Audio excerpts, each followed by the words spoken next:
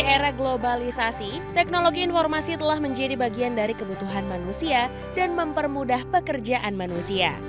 Transformasi digital adalah satu langkah yang Kementerian Agraria dan Tata Ruang atau Badan Pertanahan Nasional sedang lakukan. Dengan peralihan ke sistem digital ini, sejatinya dapat mempermudah pemerintah dan masyarakat karena semua kegiatan terkait sudah terekam dalam sistem. Begitupun dalam pengelolaan pengaduan, pemerintah telah menyediakan aplikasi pengaduan online. Aplikasi ini mengintegrasikan sistem pengelolaan pengaduan yang ada di seluruh kementerian, lembaga pemerintah di Indonesia.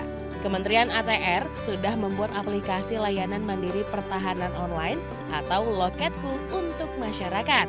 Untuk tahu lebih lanjut, kita akan membahasnya di iBreak.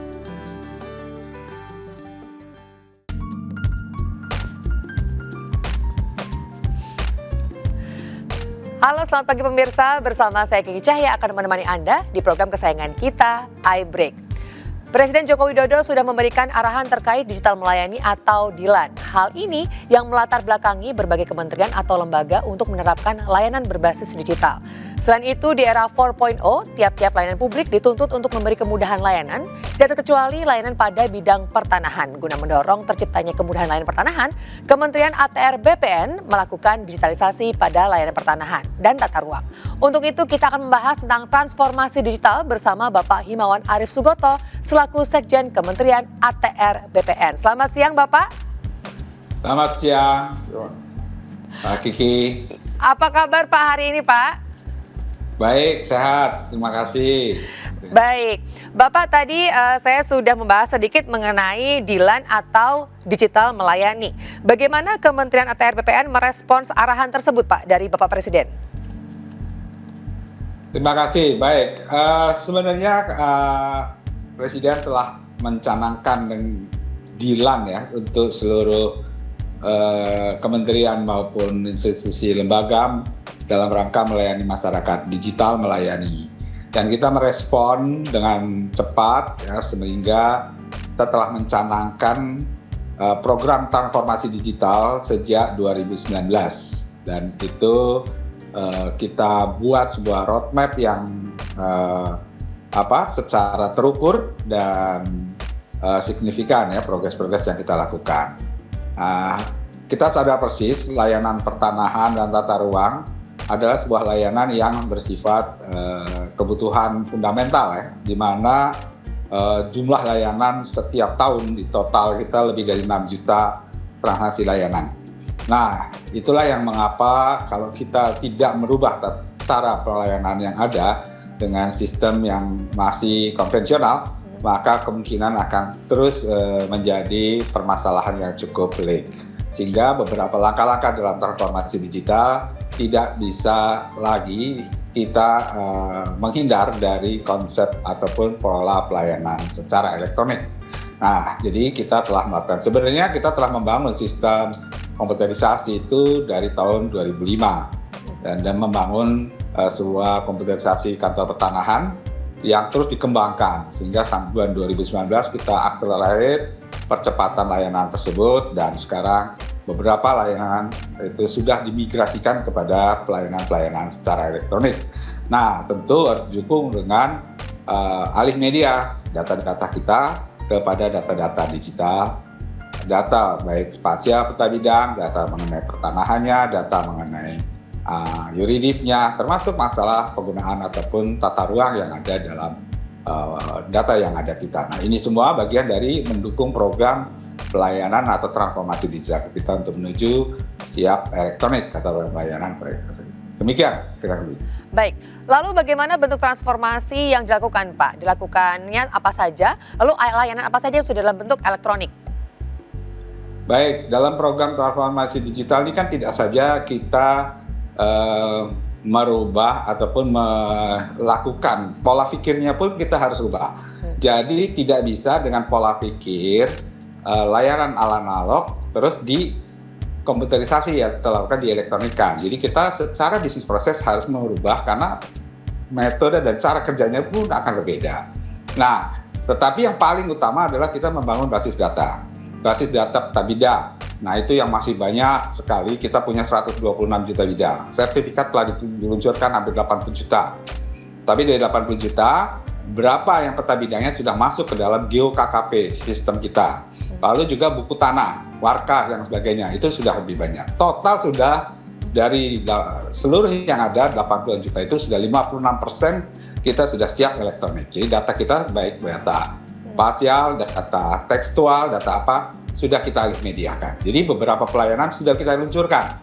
Nah, kita melihat dari jumlah layanan yang ada, baik di sisi pertanahan, terutama pertanahan ya, kalau tata ruang, itu sebagian kita dilakukan kita dan sebagian dilakukan oleh pemerintah daerah. Tata ruang, pertanahan, total transaksi kita itu melebihi 6 juta satu tahun.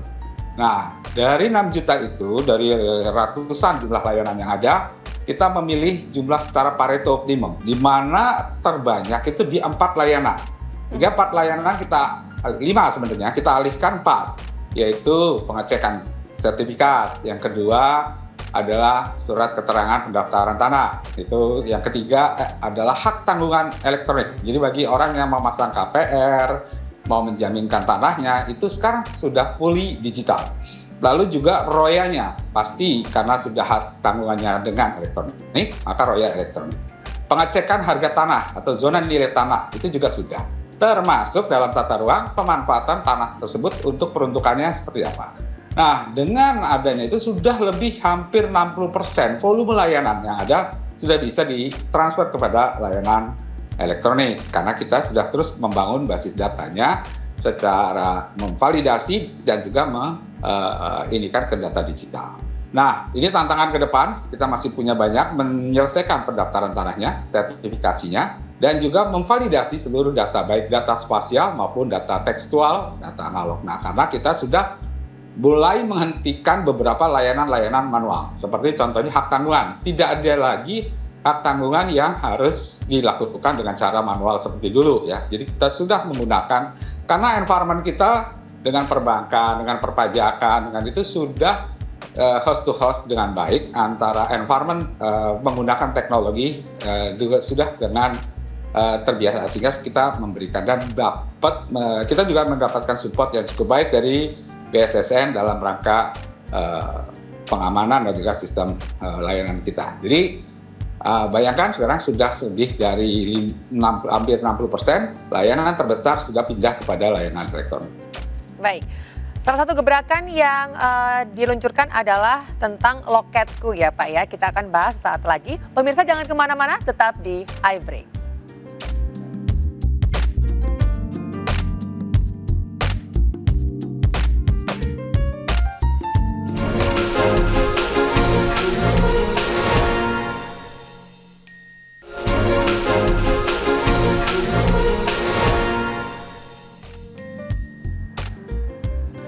Kembali lagi bersama dengan saya Kiki Cahya di iBreak dan masih membahas mengenai tema kita pada hari ini, yaitu transformasi digital Kementerian ATR BPN. Masih bersama dengan Bapak Himawan Arif Sugoto di sini. Bapak, tadi saya sempat membahas sedikit mengenai gebrakan yaitu Loketku. Mungkin bisa jelaskan Bapak, gebrakan tersebut adalah gebrakan dalam hal apa Pak? Baik, terima kasih Mbak Kiki. Jadi saya mau menjelaskan tidak hanya sekedar Loketku. Tapi gini, baik secara sistem yang kita bangun dalam sistem teknologi informasi kita bangun secara tentu dikelola oleh satu pusat yang disebut dengan Pusdatin, di mana sistem komputerisasi kita semua tersentralisir di sana untuk melayani lebih dari hampir 500 satker seluruh Indonesia.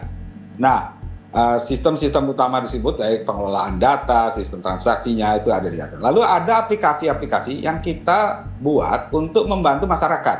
Macam-macam, ada Loketku, ada Sentuh Tanahku, ada Gistaru, ada berbagai aplikasi yang dikembangkan dalam masyarakat memudahkan.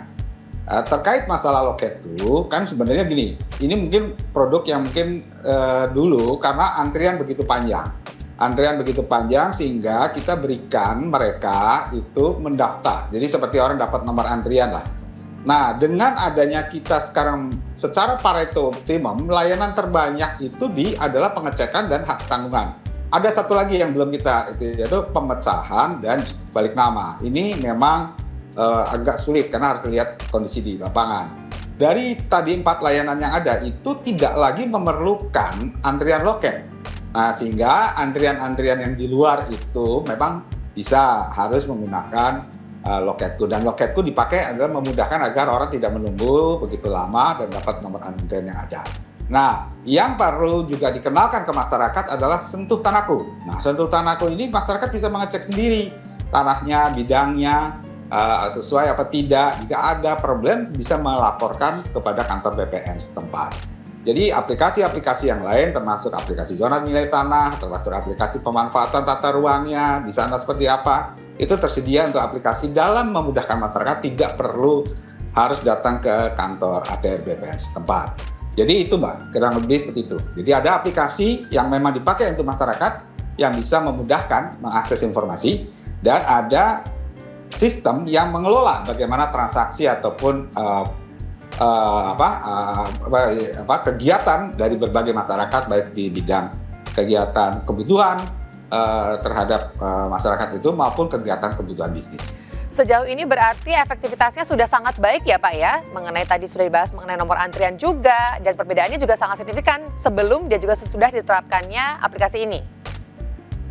Ya, karena terus terang memang ini terima kasih dengan iNews ya, artinya kita bisa menyampaikan kepada masyarakat beberapa aplikasi-aplikasi yang bisa diakses kepada masyarakat terhadap tadi untuk mengetahui apakah tanah kita overlap atau tidak, sudah terjadi sudah valid atau tidak, bisa mengakses Sentuh Tanahku, itu akan terlihat, dan bahkan jika ada hal tertentu kekurangan bisa memberikan input dan sebagainya kepada kita. Lalu tadi kalau ternyata ada hal-hal yang harus dia datang, dia bisa mengakses Loketku untuk bisa nanti mendapatkan kapan dan jam berapa dia harus datang ke kantor BPN. Di samping aplikasi yang lain ya, yang tentunya sangat useful untuk masyarakat, nanti juga akan terus kita kembangkan dalam rangka memudahkan masyarakat dan juga kemudahan dalam rangka kita mendorong pertumbuhan ekonomi. Ini kan salah satunya masalah pertanahan adalah di hulu ya, yang harus kita bisa bantu karena masalah dari mulai perizinan sampai nanti terbitnya hak atas tanah ataupun peralihan hak atas tanahnya dapat berjalan, sehingga putaran ekonomi akan berjalan dengan baik. Baik, sama halnya dengan kolaborasi 4 pilar dalam memberantas mafia tanah, yaitu dengan menggandeng aparat penegak hukum, badan peradilan, dan pemerintah daerah terkait transformasi digital ini, apakah ada kolaborasi dengan pihak-pihak lainnya Pak? Lalu bagaimana bentuk kolaborasi itu tersebut dan diimplementasikan dalam layanan digital yang ada? Ya, kita memang sesuai dengan arahan Bapak Menteri Pak Hadi, di mana beliau ingin membangun 4 pilar. Nah, sangat strategis konsep membangun 4 pilar ini, karena Kementerian ATR BPN tidak bisa melakukan upaya sendiri, ya, baik itu aspek penegakan hukum dengan APH, baik itu kolaborasi dengan pemerintah daerah, karena masalah urusan pertanahan pasti harus ada dimulai juga dengan ada unsur masalah administrasi, dan administrasi itu ada di beberapa pemerintah daerah, sehingga kita menjalin hubungan baik dari Kemendagri dan Pemda setempat, karena ketertiban pendaftaran tanah itu akan sangat dibutuhkan oleh Pemda. Bayangkan saja setiap transaksi yang ada itu ada pendapatan asli daerah PAD dari BPHTB itu 5%, terus juga dari PPH-nya 2,5%. Berarti transaksi pertanahan akan memberi kontribusi besar terhadap pendapatan daerah itu sebesar 5% dan 2,5% terdapat pajak pendapatan pusat. Triggernya sangat besar. Belum lagi derivatif nanti setelah proses tersebut akan terjadi multiplier effect terhadap kegiatan ekonomi. Nah, lalu tapi karena begitu mahal dan begitu bernilainya beberapa tanah, dan tanah sekarang menjadi salah satu yang terlalu diganggu oleh berbagai pihak, akhirnya kita terus membangun sistem bagaimana meminimalkan terjadinya itu. Makanya membangun sistem ke arah digital adalah langkah bagaimana kita memonitor dengan lebih baik. Tentunya dengan security system yang akan lebih baik kita jaga, sehingga pintu-pintu yang namanya warka hilang, dicuri, ataupun ada berbagai itu sudah bisa kita tangkal. Karena sudah data digital akan terrecord dan tidak mungkin. Nah, tinggal kita mengatur bagaimana security system agar tidak diserang atau agar itu, dan kita terus membangun sistem tersebut dengan baik dan berkoordinasi dengan BSSN dalam pengamanan sistem tersebut. Baik, lalu membahas mengenai aplikasi ini Pak, sudah mampu memberikan layanan kepada masyarakat di mana saja? Apakah sudah seluruh Indonesia atau masih wilayah-wilayah tertentu saja?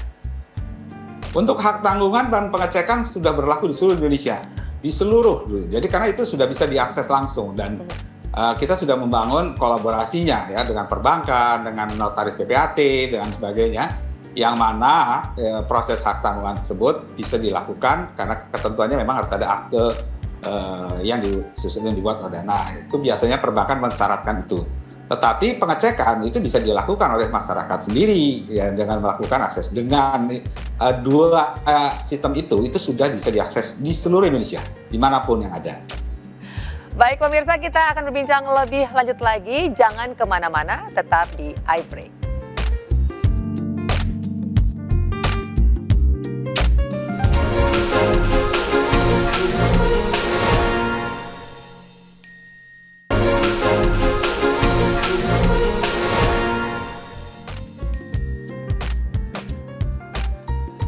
Kembali lagi di iBreak, saya masih bersama dengan Bapak Himawan Arif Sugoto selaku Sekjen Kementerian ATR BPN. Pak Himawan, ini yang ingin saya tanyakan adalah transformasi ini dilakukan cukup masif Pak. Lalu sebetulnya apa manfaat dari digitalisasi ini bagi masyarakat maupun negara? Ya, kita tahu bahwa tanah ini kan adalah sumber dari tempat masyarakat dan rumah hidup. Dan tanah yang merupakan limited resources yang harus kita jaga. Jadi Kementerian ATR BPN itu sebenarnya adalah kementerian yang menjaga aset bangsa. Kita sadar persis bagaimana jangan sampai terjadi akibat, sebenarnya kalau kita ukur dan kita lihat bahwa hampir semua kegiatan ekonomi itu berinteraksi dengan tanah. Mau apakah itu industri, pertanian, perdagangan, apa saja. Sehingga kita harus betul-betul bisa melayani dengan baik. Kita harus menjaga agar tidak terjadi dispute yang ada. Nah inilah yang sebenarnya Kementerian ATR BPN sangat sadar persis dan untuk itu kita terus-menerus membangun, juga memperbaiki cara kerja kita, membangun sistemnya. Karena dengan memudahkan layanan ini maka akan memudahkan kepada masyarakat dan juga kegiatan ekonomi akan berjalan. Sesuai dengan harapan Bapak Presiden, di mana sebenarnya kita berharap urusan pertanahan dapat terselesaikan sampai dengan 2024 dan kita sekarang merencanakan seluruh tanah terdaftar sampai dengan tahun 2024 sekitar 126 juta bidang dan kita akan kejar. Nah, dan setelah itu mulailah kita separalel membangun basis data digital yang nantinya kita akan menjadi sebuah memiliki big data ya, big data pertanahan. Jadi tidak hanya tanah bidang dan subjeknya saja, tetapi tematik yang lain, harga tanahnya, peruntukannya, jenis tanahnya, berbagai kegiatan yang mungkin pada di kota-kota besar bahkan sudah 3 dimensi dari yang harus kita masukkan seluruh bidang-bidang tanah dan bidang ruang yang ada dalam atas tanah tersebut, termasuk di yang underground ya, di mana kita sekarang sudah membangun MRT, konsep bagaimana pendaftaran tanah, hak atas ruang dan hak atas di bawah tanah. Nah ini bagian yang harus kita bangun sistemnya dan kita benchmark dari berbagai negara yang sudah maju untuk menerapkan tersebut. Dan kita on the track, kita menerapkan dengan baik, kan insya Allah tahun 2024 Indonesia akan menjadi siap menjadi negara yang modern, yang siap full elektronik, beberapa layanan yang mungkin secara Pareto melebihi 80% layanan di Indonesia. Baik, kemudian Pak, apakah ada rencana pengembangan terkait transformasi digital di Kementerian ATR BPN Pak? Ya, kita kan tadi menggambarkan bahwa dari prediksi 126 juta bidang itu, 80 juta sudah dalam bentuk sertifikat. Masih ada sisa yang sekitar 40 jutaan lah, ya, lebih yang belum didaftarkan bidang-bidang tanahnya. Dan ini yang kita kejar dengan program pendaftaran tanah sistematik lengkap atau disebut dengan PTSL.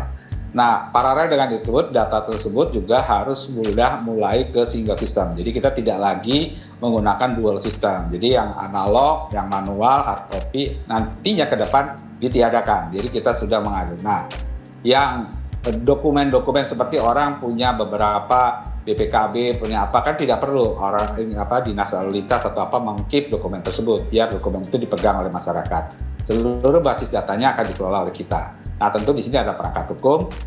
sistem keamanan yang harus kita bangun, dan juga validasi, terutama terhadap semua data spasial, data tekstual yang ada. Nah, kami yakin dengan data tersebut, maka ke depan Indonesia sudah secara sistem pertanahan akan menjadi baik. Dan tentu kita juga harus terus membangun sistem yang lebih baik, pengembangan sumber daya manusia, culture yang lebih baik untuk bisa melayani masyarakat secara profesional dan terpercaya. Baik, mungkin untuk masyarakat yang sekarang sedang menyaksikan Pak, ingin mengetahui bagaimana cara mendaftarkan tanah lewat situs Loketku, mungkin bisa jelaskan Bapak? Kalau Loketku ini kan sebenarnya antrian untuk model konsep nomor antrian ya. Jadi kalau mau melayani itu sebenarnya ada aplikasi namanya Sentuh Tanahku. Nah, Sentuh Tanahku lah itu yang paling bisa dipakai untuk mengecek saya sertifikatnya nomor sekian itu bisa mengakses.